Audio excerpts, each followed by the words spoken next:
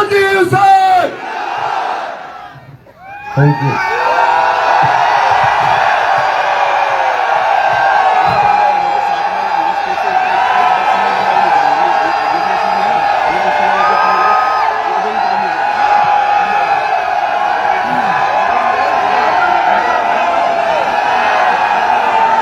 Thank you.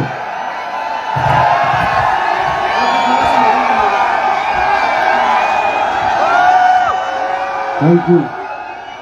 धन्यवाद।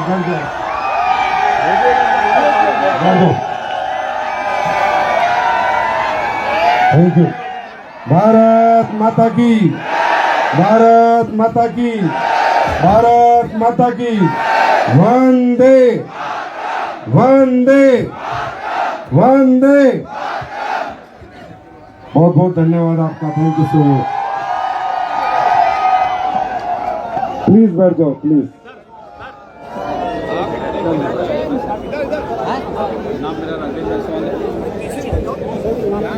Thank you.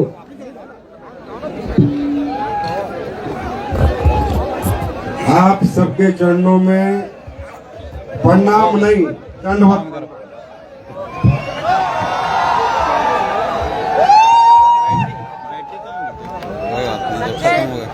कौन कहता है कि दुनिया में अच्छे लोग नहीं होते? अच्छे लोग कैसे होते हैं ये डोलपेल के विजय रथ में आके तो देखो। आप लोग कितने कितने अच्छे इंसान हैं, कितने प्यारे हैं, मैं शब्दों में बयान नहीं कर सकता। मैं रियली में खुद ही नहीं शब्द हूं। आपका प्यार देख के, आपका ये समर्पण देख के, आपकी आत्मीयता देख के, ऐसा मैंने कुछ नहीं दिया भाई आपको जो इतना प्यार आप करते हो। मैं ये ऋण कैसे चुकाऊंगा मुझे खुद पता नहीं। ऐसा कोई महान काम मैंने नहीं किया, ऐसा कुछ मैंने नहीं किया, लेकिन मैं खुद, थैंक यू, हर पर्व भी हूँ, निशब्द भी हूँ। समझ नहीं आता अब आपके लिए क्या करूं। आरबीआई बैंक की चाबी मिल जाए तो ताला खोल के सारा बाढ़ दूं।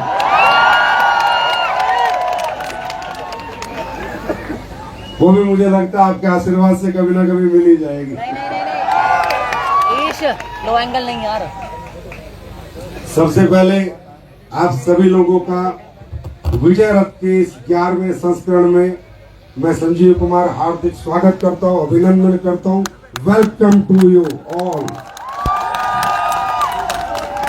आप इतनी देर से आए हैं, बैठे, पता नहीं, ऐसा तो नहीं है कि सभी लखनऊ से, मुझे पता इतनी सारी गाड़ियां खड़ी हैं बाहर, इतनी सारी बसें खड़ी हैं, बहुत बहुत दूर दूर से आप लोग आए हैं। कुछ लोगों को सीट मिली, नहीं मिली, कुछ लोग बैठ के देख रहे हैं, कुछ खड़े होके देख रहे हैं।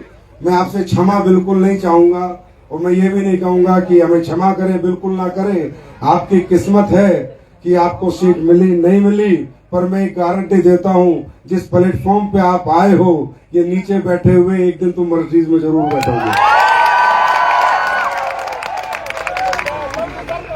तकलीफों से ही जिंदगी की शुरुआत होती है। ऊपर वाला परीक्षाएं लेता है। किसी का संयम टूट गया होगा, किसी का धैर्य टूट गया होगा, हमें गालियां भी दे रहा होगा, कोई डांट भी रहा होगा, कोई ये भी कह रहा होगा बकवास कर रहे हैं, फालतू है, कुछ ना कुछ, क्योंकि ऊपर वाला ये परीक्षा लेता है। दोस्तों ये कुछ नहीं है, परीक्षा की घड़ियां हैं। मैं हमेशा कहता हूं, जिंदगी में आज के बारे में मत सोचो आज हम पे क्या बीत रही है, कल के बारे में सोचो जो आज बीत रही है। अगर इसी तरह एफर्ट करते रहे, हार्डवर्क करते रहे, तो कल कितना सुहाना होगा, कल का सफर कैसा होगा। आज के बारे में सोचोगे टूट जाओगे, बिखर जाओगे, क्योंकि आज हमारा अच्छा होता तो हम यहाँ के बैठे ना होते। अगर आज हमारी जिंदगी में सारी खुशियां होती तो आज हम यहाँ आते ही नहीं। अरे आज अच्छा नहीं है, आज बुरा है, आज अभाव है, आज जिंदगी में कुछ कमियां हैं, आज सपने पूरे नहीं है, तभी तो इस प्रोग्राम में आए हैं, तभी तो इस विजय रथ का हिस्सा बने हैं। और अगर आज अच्छा नहीं है, इसीलिए तो यहाँ पर है, हम आए हैं क्योंकि हमारा आज अच्छा नहीं है, लेकिन यहाँ आ गए तो कल जरूर अच्छा होगा। ये बात मैं इसलिए शुरू कर रहा हूँ कि वाराणसी में भी इसी तरह खचाखच भीड़ थी। 13-14 हजार लोग आ गए थे। आंकड़ा आया था 8,000 का, यहाँ भी आंकड़ा कल आया था 6,000 का, यहाँ 10,000 से ज्यादा लोग आ गए। मुझे नहीं पता आप लोगों को हमने ऐसा क्या दे दिया कि आप आ जाते हो, पर ये कह सकता हूं I love you so much. आप बहुत प्यारे हो। इसीलिए आज मैं आपको एक बात बताना चाहूंगा, मैं कंपनी मैनेजिंग डायरेक्टर नहीं हूं, मैं आप सबका बड़ा भाई, छोटा भाई या आप जैसा ही हूं। ये मैं इसलिए बताना चाहता हूं, कुछ लोगों को ये पता होगा कि संजीव सर कंपनी लेके आए थे, संजीव सर ने कंपनी खोली थी। संजीव सर ने अगर कंपनी खोली होगी तो पक्का पैसे के लिए खोली होगी, और ये कंपनी का खोलने का दिमाग इनका होगा। नहीं दोस्तों, मैं ये सारा सफर करके आया हूँ जो आप करो। यार बाबूजी आप ऊपर बैठो, आप कैसे नीचे बैठा है? ए तुम लोगों को शकल नहीं है क्या? इतने बुजुर्ग आदमी नीचे बैठे, ऊपर बैठो। आप खड़े हो, मेरे सोफे पे बैठो, आप जाओ जाओ, आप मेरे सोफे पे बैठो, मेरे सोफे पे बैठो और चाय पिलाओ इनको मेरे गर्मा गर्म। मैं इसलिए आपको बताना चाह रहा हूं कि आपको लगता होगा संजीव सर तो एक कंपनी डायरेक्टर है, कंपनी मैनेजिंग डायरेक्टर है। नहीं भाई साहब, मैं 100% नेटवर्कर था, नेटवर्कर हूं और नेटवर्कर ही रहूंगा। मेरा सफर नेटवर्क मार्केटिंग से शुरू हुआ था, डायरेक्ट सेलिंग से शुरू हुआ था।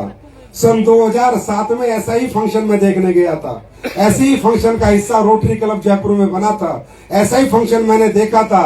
मुझे वहां कोई नहीं पूछ रहा था, एक ऐसा लग रहा था जैसे कि मैं सबसे कमजोर और सबसे बेकार और सबसे फेलियर आदमी इतने लोगों के बीच में बैठा हूं। कोई कदर नहीं थी, कोई चाय नहीं, कोई पानी नहीं, कोई बोतल नहीं, कोई जगह नहीं, कोई सीट नहीं, और ऐसे ही मुझे भी नीचे बैठा दिया गया था। उस दिन नीचे बैठ के कसम खाई थी, साला एक दिन अगले सोफे हमारे होंगे। तो इसलिए मुझे आप पे तरस नहीं आता, क्योंकि मैं नेटवर्कर हूं।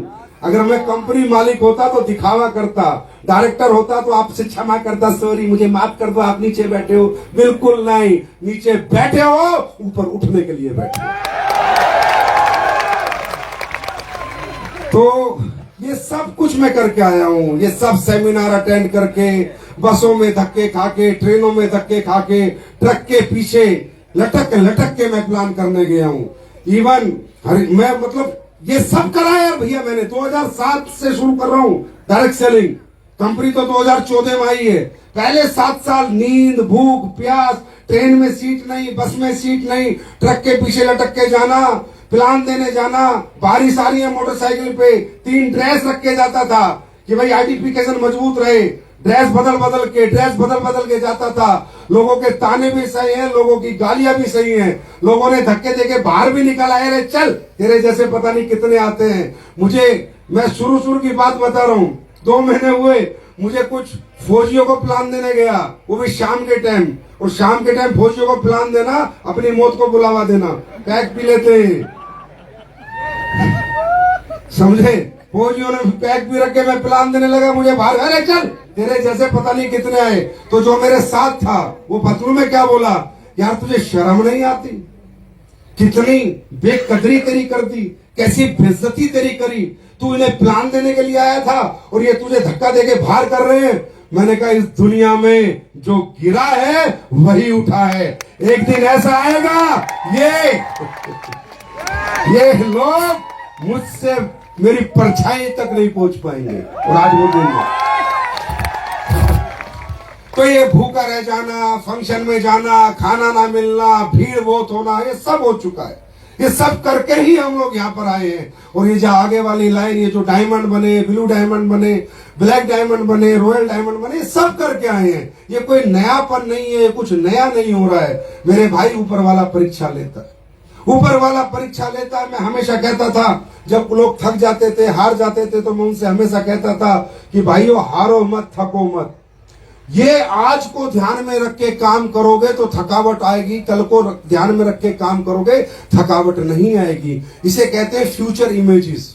आने वाले भविष्य के लिए हम काम कर रहे हैं, आने वाला भविष्य कैसा होगा उसके लिए हम काम कर रहे हैं। इसीलिए ना मैं बाइक पे थकता था, ना मैं ट्रेन में थकता था। कोई मुझसे बोलता था, यार तेरी जिंदगी नरक हो चुकी है, तू ठीक से खाता नहीं है, ठीक से सोता नहीं है, तू अपने परिवार वालों को टाइम नहीं देता, तू रात रात भर जागता है, तू यहां से वहां ट्रेन में धक्के खाता है, सीट नहीं मिलती तो भी, तू बाइक पे घूमता है, तू साइकिल पे घूमता है। यार तूने 3 साल हो गया जिंदगी जी के नहीं देखा, तूने सुकून नहीं देखा, तूने कोई बर्थडे नहीं, कोई शादी नहीं। अरे तू कैसे जी रहा है और क्यों जी रहा है और ये क्या लाइफ जी रहा है? तो मैं उन्हें बोलता था, ये आज की लाइफ, ये आज की साइकिल, आज की मोटरसाइकिल, आज के ट्रेन के धक्के ही एक दिन फ्लाइट में बैठाएंगे।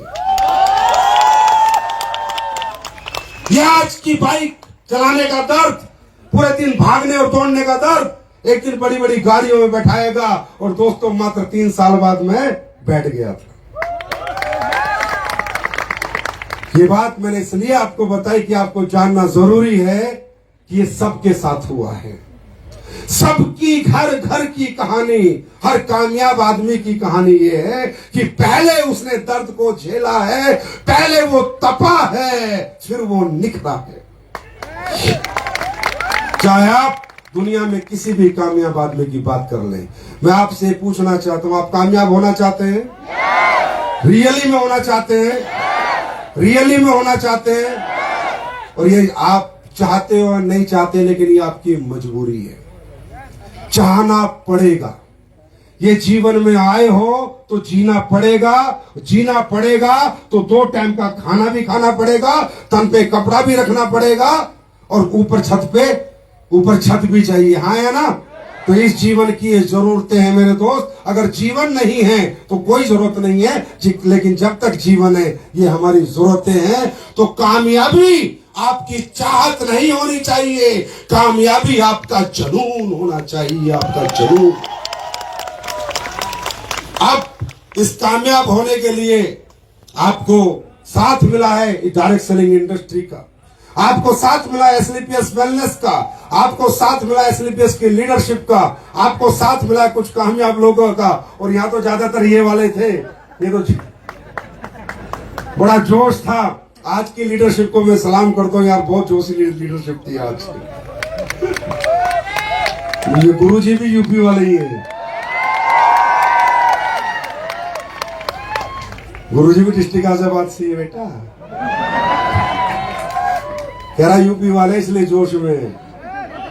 मैं कह रहा हूं यूपी वाले नहीं, अब तो पूरा हिंदुस्तान जोश में आज की डेट में। तो अभी अपनी अपनी समझ है, मौके बहुत मिलते हैं, बहुत लोगों को मिलते हैं। देखो एक समय था हमें पढ़ाई का भी मौका मिला था, जैसा भी मिला था, सरकारी में पढ़े, प्राइवेट में पढ़े, कहीं भी पढ़े, पर माँ बाप ने पढ़ाया तो जरूर था। मैं सही कर रहा हूं गलत कर रहा हूं? मौका तो जब भी मिला था, उस मौके का फायदा उठा के भी हम कामयाब हो सकते थे। उस मौके का फायदा उठा के भी हम अच्छे पढ़ लिख कर अच्छे जॉब्स, अच्छी नौकरियां, अच्छी डेजिग्नेशन पाके अपने परिवार के लिए एक बहुत बड़ा सहारा बन सकते थे। मौका तो तब भी मिला था। मैं ये नहीं कहता ये हमारा आखिरी मौका, नहीं भैया, मौके आगे भी मिलेंगे, मौके मिलते रहेंगे। और मैं ये भी नहीं कहता कि तुम डायरेक्ट सेलिंग करके करोड़पति बनो, मत बनो, पर करोड़पति बनो, मैं ये जरूर चाहता हूं। कुछ भी करो, कैसे भी करो, पर बड़े आदमी बनो। कैसे भी करो, अपने घर वालों की जरूरतों को और ख्वाहिशों को पूरा करो। कैसे भी करो, अपने घर की तकलीफों को दूर करो। तो ये सब दूर करने के लिए, आगे बढ़ने के लिए भाइयों, ये कोई आखिरी मौका नहीं है और ये कोई पहला मौका नहीं है। पहले भी मौके मिले थे, आगे भी मौके मिलेंगे। मैं ये नहीं कहता आप यहाँ क्या करोगे क्या नहीं करोगे, पर मैं एक बात समझाना चाहता हूं, चांस, ऊपर वाला चांस सबको देता है और पहला चांस होता है हमारी पढ़ाई लिखाई का। होता है नहीं होता? हमें घर वाले खूब कहते हैं बेटा पढ़, बेटा पढ़, पढ़ेगा तो ये बन जाएगा, बेटा पढ़ेगा डॉक्टर बनेगा, इंजीनियर बनेगा। लेकिन हमारा पढ़ाई में मन नहीं लगता, हमारा क्रिकेट में मन लगता, हमारा खेलने कूदने में मन लगता, हमारा इधर उधर की बातों में मन लगता है। लेकिन जहां से हमारा भविष्य बदलने वाला है, जहां से हमारी जिंदगी बदलने वाली है, जहां से हमारी कामयाबी आने वाली है, जहां से हमारे परिवार का इतिहास बदलने वाला है, उन पढ़ाई में हमारा मन नहीं लगता। मालूम है क्यों नहीं लगता? किसी ने सोचा है क्यों नहीं लगता? जबकि उसी पढ़ाई लिखाई को पढ़ के बच्चे बहुत बड़े बन जाते हैं, उन्हीं किताबों को पढ़ के बहुत बड़े बड़े बन जाते हैं। मालूम है हमारा मन क्यों नहीं लगता? क्योंकि कहीं ना कहीं, मैं हमेशा कहता हूं, हमारे इंसान के अंदर 2 तरह के व्यक्ति बसते हैं, एक अच्छा एक बुरा। एक अच्छा मन, एक बुरा मन, एक अच्छी सोच, एक बुरी सोच, एक पॉजिटिव सोच, एक नेगेटिव सोच। हर इंसान के दो स्वरूप हैं इस दुनिया में। अच्छा इंसान भी हमारे अंदर है, बुरा भी हमारे अंदर है। पॉजिटिविटी भी हमारे अंदर है, नेगेटिविटी भी हमारे अंदर है। अच्छी सोच भी हमारे अंदर है, बुरी सोच भी हमारे अंदर है। और इस जिंदगी में 99% इंसान की बुरी सोच, नेगेटिविटी, और उसके अंदर जो बुरा आदमी है, उसका बुरा चाहने वाला हमेशा उस पर हावी रहता है। जब जब वो अच्छा काम करने जाता है, वो बुरे वाला व्यक्ति और पावरफुल हो जाता है। वो पढ़ने नहीं देता, पढ़ते टाइम नींद आ जाती है, वो पूरे पूरे दिन खिला देता है। वो स्कूल नहीं जाने देता, पूरे पूरे दिन स्कूल से छुट्टियां लगवा देता है। हर वो काम जो हमारी जिंदगी बदल देगा, हर वो प्रक्रिया, उसमें हमारा बुरा मन, बुरी सोच और हमारी नेगेटिव थॉट हमें रोकती है जब जब हम कुछ बड़ा करना चाहते हैं। और दोस्तों, आपकी जीत स्लीपर्स के साथ नहीं है, आपकी जीत हमारे प्रोडक्ट के साथ नहीं है, आपकी जीत डायरेक्ट सेलिंग में नहीं है, आपकी जीत आप में है। जिस दिन आप अपने बुरे व्यक्ति को मार दोगे, बुरी सोच को, बुरे आदमी को और नेगेटिव थॉट का गला घोट दोगे, उसी दिन आप कामयाब होने लग जाओगे। उसी दिन कामयाबी आपके कदम चूमने लगेगी। यह हर इंसान के साथ होता है। होता है नहीं होता? होता है नहीं होता? तो फिर नहीं तो हम भी पढ़ लेते हैं, लेकिन बुरी चीजें हम पे हावी रहती है। लेकिन दोस्तों, चलो बचपना था, समय था, निकल गया, लेकिन अब तो समझदारी आनी चाहिए। अब तो जिम्मेदारियां भी आ गई, अब तो समझ भी आ गई, उम्र भी हो गई, बड़े भी हो गए, जवान भी हो गए। अब तो पता चलना चाहिए पैसा क्यों जरूरी है, कामयाबी क्यों जरूरी है। अब तो पता चलना चाहिए, हाँ या ना? अब तो पैसे ना होने की वजह से सारी दुख तकलीफें झेल ली। अब तो पता चलना चाहिए कि कामयाबी क्यों जरूरी है। अब जरूरत है समझदारी की। अब जरूरत वो वाली नहीं है बचपने वाली, अब जरूरत है मैच्योरिटी की। मेरे लिए क्या सही है, क्या गलत है, मैं इस काम को क्यों करूं, इसलिए करूं, किस लिए करूं, मेरे परिवार के लिए करूं, मेरे दुख तकलीफों के लिए करूं, मेरे घर को अच्छी जिंदगी देने के लिए करूं, सोशल समाज के लिए करूं, लोगों के लिए करूं। मतलब अब वो हरकत नहीं चलेगी, वो बचपना नहीं चलेगा, अब चलेगी मैच्योरिटी, अब चलेगी आपकी समझ। तो दोस्तों, हमने तो दुनिया को समझाया, लाखों लोगों को समझाया। जो समझ गया वो अगले सोफे पे बैठा है, और जो नहीं समझा आज वही धक्के खा रहा है। और हमारा काम है समझाते रहना। मुझे पता है सब हमारी बात नहीं मानेंगे, मुझे पता है। मुझे पता है मैं कितना ही बोलूं या कितना ही चिल्ला ले लोग, कितना ही माइक फाड़ ले, इंसान कभी किसी की नहीं सुनता। इंसान इस दुनिया में सिर्फ एक ही आदमी की सुनता है, वो खुद की सुनता है। जब तक आपके अंदर से आवाज नहीं आएगी कि ये काम क्यों करना है और कामयाब क्यों होना है, जब तक क्यों आपका अपना नहीं होगा, कोई माइक का लाल आपको कामयाबी दिलवा नहीं सकता। हाँ है ना? यस और नो? तो आज अगर आप यहां तक आए हो, इतनी दूर से आए हो, तो बस ये समझ के जाओ कि ये काम क्यों करना है। आज समझदार बन के जाना है, काम हो जाएगा। कैसे होगा? प्रोडक्ट बिक जाएगा, लोग खरीद लेंगे, टीम बन जाएगी, टीम चल जाएगी। पर आज इस विजय रथ में आकर एक ही क्वेश्चन का जवाब लो, ये काम मुझे क्यों करना है, मुझे क्यों करना है। ये कर रहा है छोड़ो, ये कर रहा है छोड़ो, वो किस लिए कर रहा है छोड़ो, पर मुझे क्यों करना है, मेरी ऐसी कौन सी जरूरत है जो मुझे ये काम करना है। मेरे दोस्त, आज सवाल आपका है और आज इस सवाल का जवाब भी आपको देना है। देने के लिए तैयार है? मुझे किसी ने नहीं कहा काम करो, मुझे किसी ने नहीं कहा कंपनी बनाओ, मुझे किसी ने नहीं कहा डायरेक्ट सेलिंग करो। मैं अपने माँ बाप की इकलौती औलाद हूं। मेरे पिताजी भी सरकारी थे, मेरी माँ भी सरकारी थी। कोई किसी को नहीं समझा सकता आपका। मैं मजे ले रहा था जिंदगी के, लेकिन अचानक कुछ प्रक्रिया, ऐसी घटनाएं घटी, कुछ ऐसा समय आया, ऐसा माहौल बना, ऐसा वातावरण बना कि मुझे लगने लगा जिंदगी में कुछ तो बड़ा करना है, जिंदगी में कुछ तो करना है। और वो मेरा क्यों था, वो मेरा क्यों था, इतनी बड़ी स्टोरी मैं आपके साथ आज शेयर नहीं कर सकता, पर वो मेरी अपनी तकलीफ थी, वो मेरे अपने दुख थे। वो तकलीफ और दुख करने के लिए मैंने ये काम किया था। ना जनता के लिए किया था, ना किसी कंपनी के लिए किया था, ना किसी प्रोडक्ट के लिए किया था, सिर्फ किया था अपने लिए किया था, अपने परिवार के लिए किया। ये कड़वा सच है, पर ये सच है। बनावटी और दिखावटी बातें नहीं है, ये सच्चाई है। आप काम क्यों करो, ये अपने आप से पूछो। क्या आपका कोई क्यों नहीं है? क्या आपकी लाइफ सेट है? क्या आपका परिवार खुशियों से लबरेज है? क्या आपके बैंक भरे पड़े हैं? क्या आपके बंगले बने पड़े हैं? क्या आपके बच्चे अच्छे स्कूल में पढ़ रहे हैं? क्या आपकी बेटी की शादी अच्छे घर में हो रही है? क्या आपका अपना मकान है? आप सवाल खुद से पूछो, ये क्यों आपके होंगे? यहां 1000 लीडर आ जाए, 1000 बार बता दे मैंने 10 करोड़, मैंने 20 करोड़, मैंने, तुम्हें कोई फर्क नहीं पड़ेगा जब तक तुम्हें पैसा क्यों कमाना है, तुम्हें ये काम क्यों करना है, उस क्यों की आवाज तुम्हारे अंदर से नहीं आती। और हर आदमी का अपना अपना क्यों है, हर आदमी की अपनी अपनी जरूरत है। किसी की बहन की शादी आ रखी होगी, किसी पे कर्जा होगा, किसी के गरीबी होगी, कोई किराए पे रहता होगा, किसी के बच्चों में अच्छे स्कूल में नहीं पढ़ रहे होंगे। अरे कोई ना कोई दर्द आपको है, आप बताते नहीं हो, हंसते रहते हो, ताली बजाते रहते हो, पर कोई दर्द तो है। उस दर्द को पूरे दो तो सही, अपने आप एक पागलपन निकल के आएगा, अपने आप काम करने का मजा आएगा। और ये सवाल का जवाब मिलेगा कि ये काम मुझे अपने लिए करना है, ये काम मुझे अपने परिवार के लिए करना है, ये काम मुझे अपनी जिंदगी के लिए करना है। और मैं बस इतना बताना चाहूंगा, ये काम अच्छा है या बुरा? जोर से बोलो, अच्छा है या बुरा? अच्छा है या बुरा? मैं सिर्फ डायरेक्ट सेलिंग पे बात करूंगा 2 मिनट। डायरेक्ट सेलिंग इंडस्ट्री उन लोगों के लिए बनी जो लोग जिंदगी में सारे चांस मिस कर जाते हैं, जो लोग जिंदगी में पढ़ नहीं पाए, लिख नहीं पाए, कुछ कर नहीं पाए, कोई डिग्री नहीं ले पाए, कोई टैलेंट नहीं है, जिनके पास पैसा नहीं है, जिनके पास सिर्फ एक आस है, सिर्फ एक आस है कि भगवान मुझे कभी मौका मिलेगा। सिर्फ एक आस जिसके अंदर होती है, उस आस को विश्वास में इंडस्ट्री तब्दील करती है।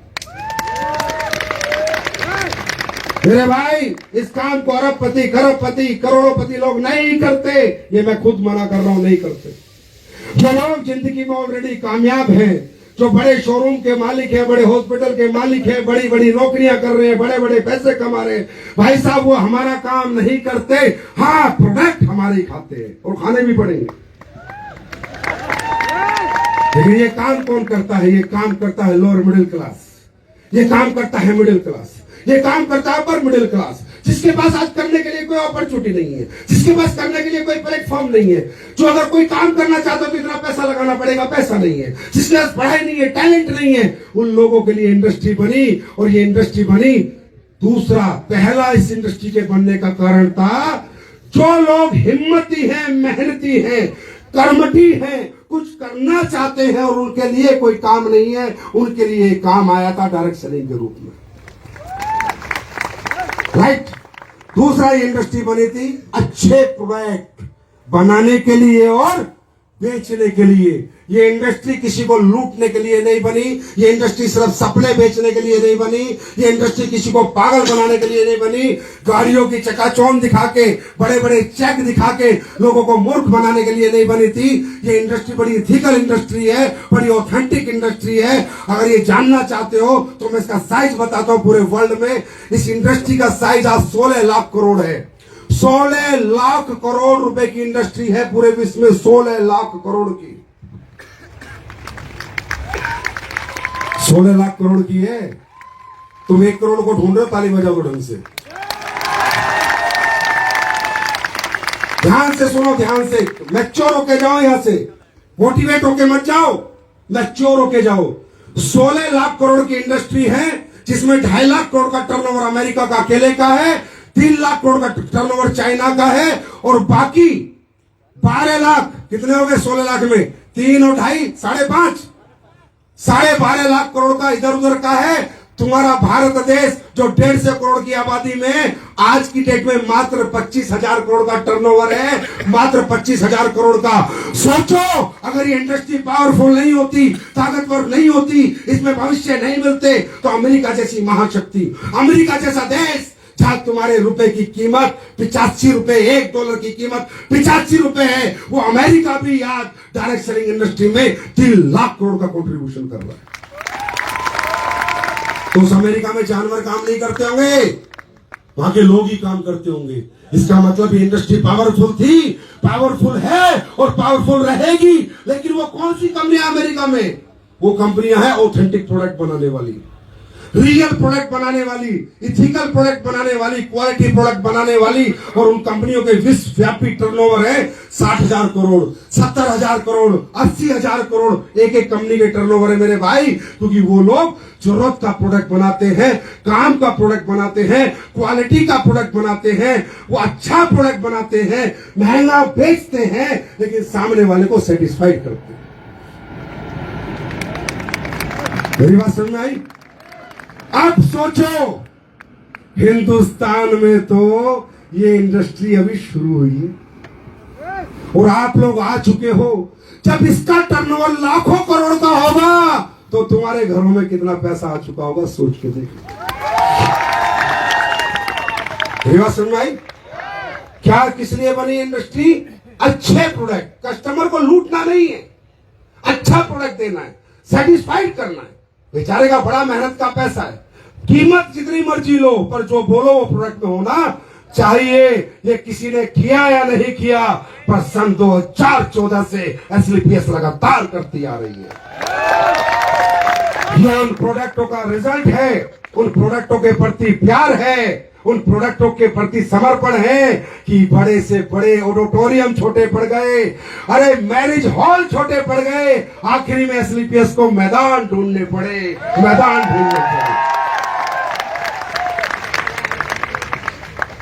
इथिकल डायरेक्ट सेलिंग करना चाहोगे? करना चाहोगे? मैं बार बार कहता था, मेरी बात कोई मानता? अरे कहीं तो ऐसा सोचते संजीव सर आते हैं, डायलॉग मारते हैं, बोलते बढ़िया, कुछ भी बोलते हैं, लेकिन मैंने एक बात हमेशा आपको बोली है, प्रूफ कर नहीं कर पाओगे मेरे इस जन्म में कि स्टेज पे आकर ये शख्सियत ने एक भी गलत बात बोली है, एक भी झूठ बोला। सामने आता रहेगा समय समय पे तुम्हारे। जो मैं बोलता हूं बहुत सोच समझ के बोलता हूं, बहुत लिख कर पढ़ कर बोलता हूं। मैंने कहा था कि नेचर के साथ जुड़ो, मैं सिखा रहा हूं नेचर के साथ जुड़ो, हाँ है ना? मैं कह रहा हूं अंग्रेजी खाना मत खाओ, हाँ है ना?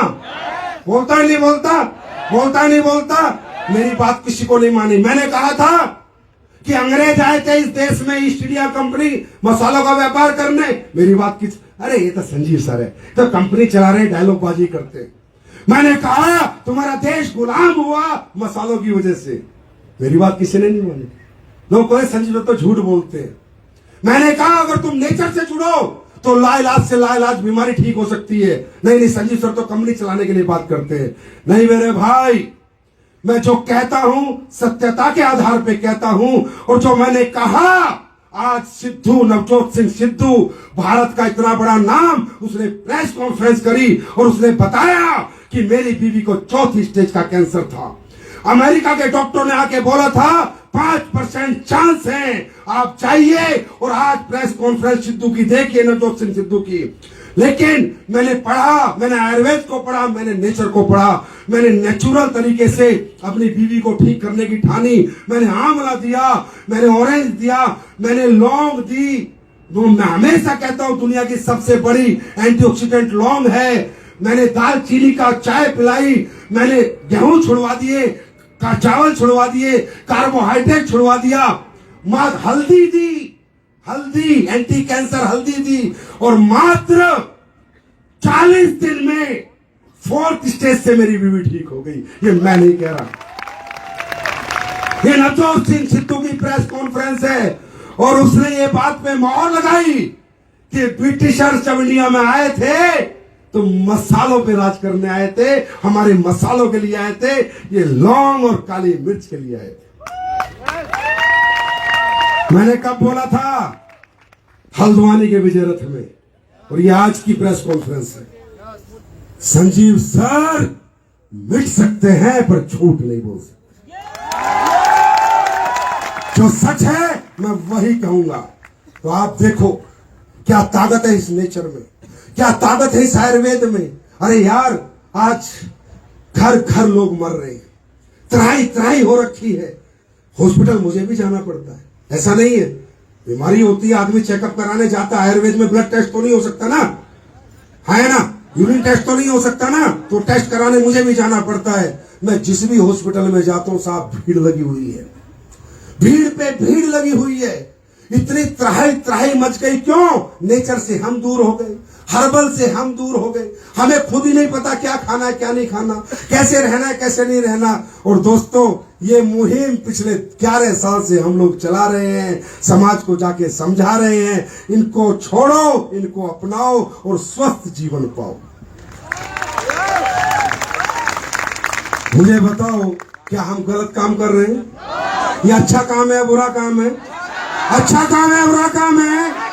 और इस अच्छे काम को करके अगर 2 रुपए हमारे घर में आ जाए और हमारे सपने पूरे हो जाए, तो मेरे भाई क्या बुरा हो जाए? क्यों समझते हो इसे कंपनी, क्यों समझते हो ये सिस्टम, क्यों समझते हो, क्यों नहीं समझते इसे एक धार्मिक काम, एक सोशल कॉज, एक समाज के लिए अच्छा काम, समाज के उत्थान का काम? क्यों समझते हो मैं AWPL में काम कर रहा हूं? अरे छोड़ो यार, मैं सोशल समाज के लिए काम कर रहा हूं। क्या कर रहा हूं, क्या दे रहा हूं समाज को? समाज को मैं हेल्दी इंडिया और वेल्दी इंडिया के लिए काम कर रहा हूं। छोड़ो ना, कंपनी का नाम छोड़ो, सोशल कोज है हमारे काम में, सोशल कोज है। मुझे नहीं पता 11 साल में, मुझसे ज्यादा आपको पता है कितने रिजल्ट आए हैं, आपको पता है कितने लोग ठीक हुए। आप देखते हो रोज नए नए चमत्कार, फेसबुक पे लोग टेस्टिमोनियल डालते हैं, और आप ये कहते हो कंपनी के लिए काम कर रहे हैं। साहब मुझे नहीं लगता, मैं तो आप लोगों के बीच में आता हूं, मुझे नहीं पता मैं क्या कर पाऊंगा नहीं कर पाऊंगा, लेकिन जब आप इतना प्यार देते हो, अपने घर जाता हूं और एक ही बात कहता हूं, ये जिंदगी इनके लिए, ये आप लोगों पे कुर्बान है लाइफ। क्योंकि हमारे काम में कहीं ना कहीं सोशल कॉज है, ओनली मनी मेकिंग माइंड हम लोगों का नहीं है। लोगों को ठीक करना, लोगों को बचाना, लोगों को सही सिखलाई देना, लोगों को सही एजुकेशन करना, हेल्थ के प्रति अवेयरनेस करना, ये भी हमारे कोज में है या नहीं? है या नहीं? ये काम हम लोग कर रहे हैं। हाँ, जहर मुक्त खेती, मैं नहीं कहता, हमारे प्राइम मिनिस्टर भी कहते कि आज यूरिया पेस्टिसाइड ने हमारी पूरी जमीन बंजर जैसी कर दी है, जहर हो चुकी है खेती। वो जहर मुक्त खेती का आज हम लोग मिशन चला रहे हैं। हर्बल आयुर्वेदिक प्रोडक्ट देकर लोगों को फायदा हो, वो हम मिशन चला रहे हैं। न्यूट्रा सप्लीमेंट्स जो खाने से आपको नहीं मिलता, उससे मिल जाए, वो हम चला रहे हैं। और ये जो अंग्रेजी कंपनी आपकी किचन से लेके आपके बाथरूम तक घुसी हुई है, इनको निकाल के बाहर फेंक रहे हैं। क्या गलत काम कर रहे हैं? क्या गलत काम कर रहे हैं? दुकान ही तो बदल रहे हैं यार, प्रोडक्ट ही तो बदल रहे हैं, और उन प्रोडक्टों से बेहतर प्रोडक्ट दे रहे हैं, और भारत देश की इकोनॉमी में भरपूर योगदान दे रहे हैं। ये आज कोई मना नहीं कर सकता। ये जितने लोग बैठे हैं, इन्हें किसी की चाकरी और नौकरी नहीं करनी, ये खुद को मालिक बनाने यहाँ पर आए हैं। इससे बड़ा देश की तरक्की में क्या हम दे सकते हैं? एक एक पैसा हमें आता है, इनकम टैक्स जाता है, हाँ या ना, TDS जाता है, हाँ या ना। कोई ब्लैक की इनकम है? कोई ब्लैक की इनकम, सारी व्हाइट की इनकम। अरे हमारे जैसी व्हाइट कॉलर इंडस्ट्री तो भारत में एक भी नहीं है। और क्यों हमसे लोग नफरत करते, मैं बताऊं? क्यों चिढ़ते, मैं बताऊं? क्योंकि यह गरीब का बेटा करोड़पति बनता है, यह एक अनपढ़ भी मर्जी लेके घूमता है, तो साले वो अमीर और पढ़े लिखे, उनकी चलती है हमसे। सही बता रहा हूं, सच यही है, और मैं सच ही बोलूंगा जिंदगी भर, मुझे कोई फर्क नहीं पड़ता। इसलिए चिढ़ते हैं, तुम्हें क्या पता, तुम्हारी इंडस्ट्री में उंगली उठती इसलिए है कि तुम क्यों बड़े बन जाते हो, तुम क्यों कामयाब हो जाते हो। और सुन लो, ऐसे ही होंगे कामयाब, कोई माइकल रोक के दिखाना, ऐसे ही होंगे। ऐसे ही गरीब का, किसान का बेटा ऐसे ही बंगले बनाएगा और ऐसी गाड़ी लेकर घुमाएगा और चारों तरफ शहर के घुमाएगा और ऐसे कहेगा AWPL जिंदाबाद जिंदाबाद जिंदाबाद।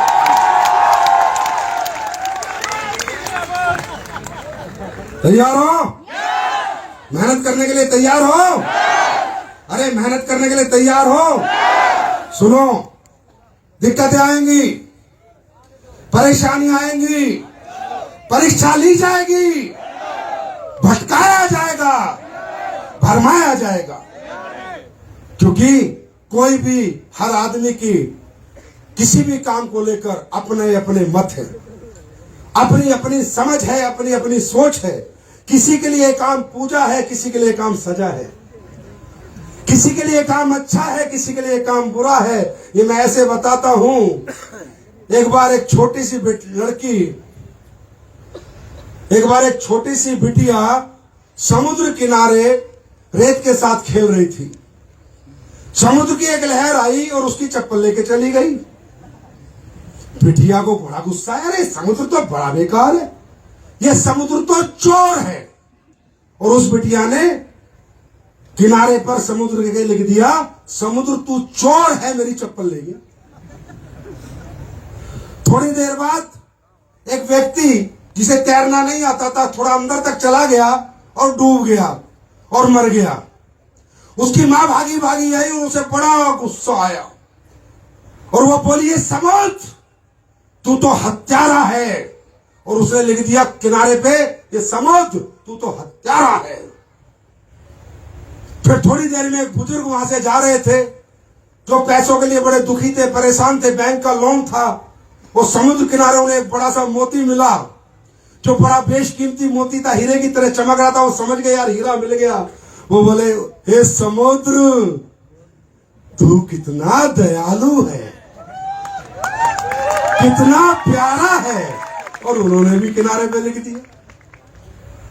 थोड़ी देर बाद मछुआरों का एक झुंड आया और मछुआरों ने वहां से मच्छियां पकड़नी शुरू करी और मच्छियां पकड़ी और बहुत सारी पकड़ ली। और उन्हें पता आज इस मच्छियों को बेचेंगे, बहुत पैसा आएगा।